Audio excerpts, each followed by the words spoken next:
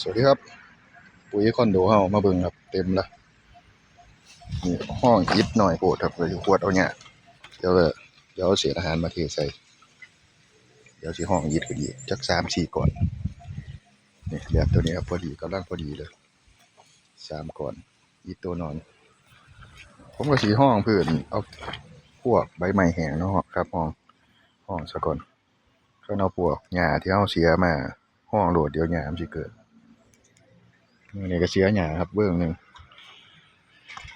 ได้เบิ่งกว้างหนึงอยู่ดอกเกี่ยมันดินเลยเสียแล้วก็ใส่ถังครับคันเฮาบ่ใส่ถังเฮากองไว้ก็สิเกิดอีกคือเก่าต้องเอาถุงดำคลุมนะครับ